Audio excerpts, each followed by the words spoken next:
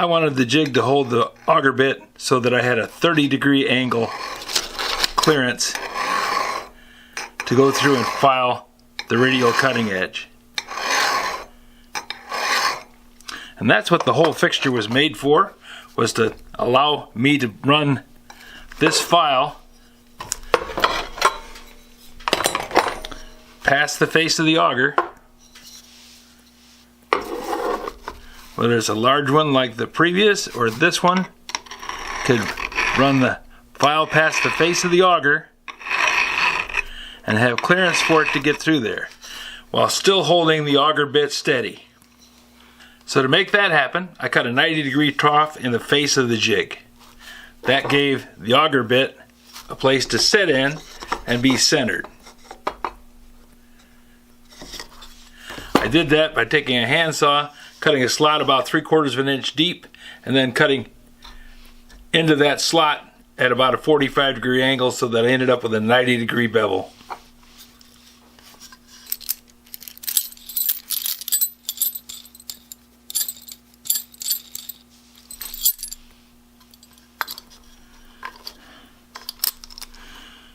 With a notch in there, I can clamp the auger bit down with the U-bolt and these wing nuts, clamp it right in place.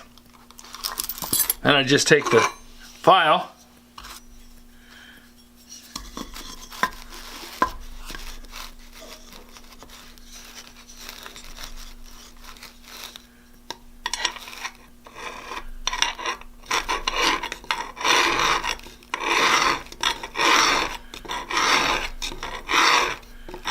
and file the radial edge. When I have the radial edge done, I can clamp the auger bit into the jig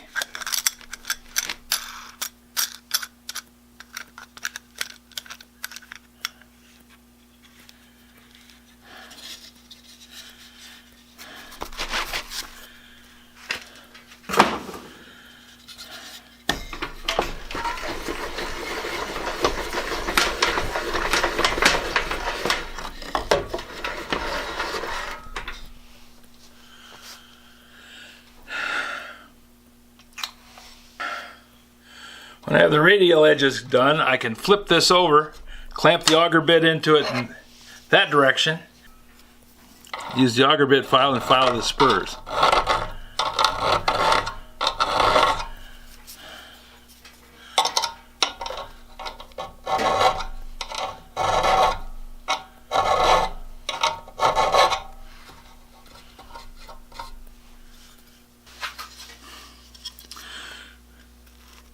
So you just make the jig according to this drawing, and then you clamp the auger bit in it like I showed you in the video, and you should be able to file your auger bits fairly easy.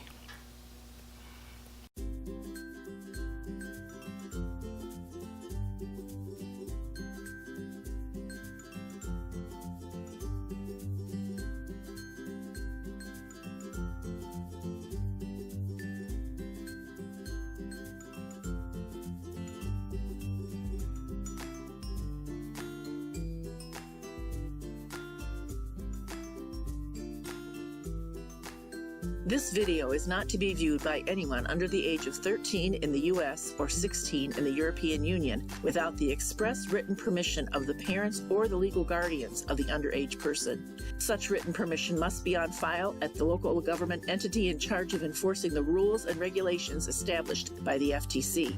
Anyone violating these terms is admitting by default that they hold harmless the owners and operators of this channel. Any and all questions should be addressed to your local branch of the FTC.